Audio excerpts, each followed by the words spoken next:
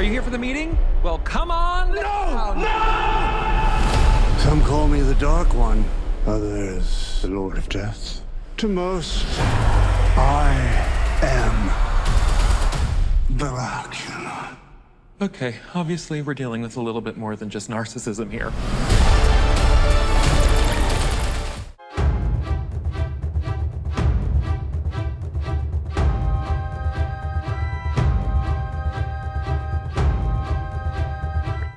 Good questions.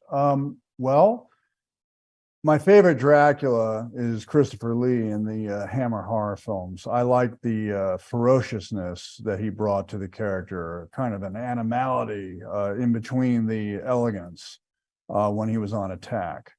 I did look at all the other Draculas that I thought were good versions of the icon, and the Dracula character is a character that's been done many times well, but more often than not very well. And I wanted to be on the side of doing something well. So I looked at what all the other actors that I admired, people like Oldman, people like Lugosi, people like Langella, Lee brought, and then extruded out from there. That was just a starting point. And then I looked at models in my own life for memories that I might have that I thought would be a good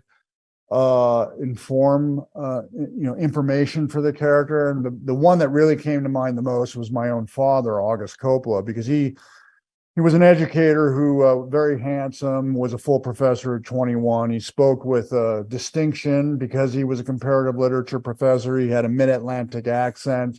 So he was always speaking like this. And I thought, well, that's a good sound for Dracula. I discovered that when I did Vampire's Kiss. And then, believe it or not, Anne Bancroft as Mrs. Robinson in The Graduate, she had that mid-Atlantic accent, and it was a very seductive Dracula-esque performance on her part. So those were the two biggest influences. And then out from there, just my own imagination, whatever special spice I could bring that would hopefully make this Dracula kind of a pop art Dracula and spark with something fresh.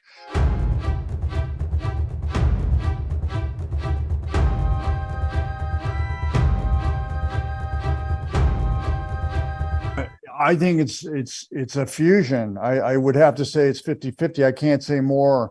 I even in my performance, I was trying to find ways to deliver the dialogue simultaneously creepy and funny, not like, oh, it's creepy and now it's funny, now it's creepy at the same time, like, let's eat, that's, funny and scary, and that was the goal, the challenge as a student of film performance, to find moments that I could put the two together. And I think the movie does that as a whole. But there are two elements that are also really important with this film. One is that it does have terrific fight sequences. It does have a bit of action adventure. And then again, it has heart. There is genuine compassion and care, because there is a subject in this film that is codependency. That is the toxic relationship. Such an original way to present the Dracula Renfield story. But this is something that's relevant. It's something that it's on people's minds now, and whether it be in an office with a horrible boss, or even in a love affair that's gone wrong, and it becomes more about ownership than love.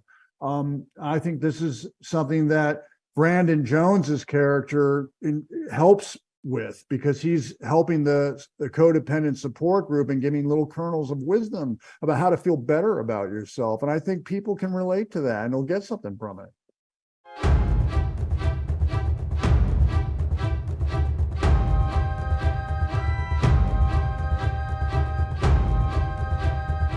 Well, so we had 4 different looks, and Christian Tinsley, just a wizard at makeup, with the director, Chris McKay, designed these different looks.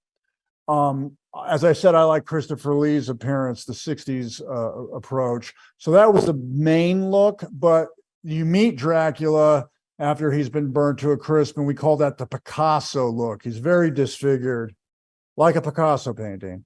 And that took about 8 hours in the chair, about 20 pounds of makeup on the face and on the body, and the movements and the breathing and all that. Even though you can't really see me, it was very important which I learned from John Hurt in his marvelous portrayal as the Elephant Man, that the eyes, as long as you hear the voice and you have the emotion coming through the eyes, you still get performance and with body language. But that was 8 hours.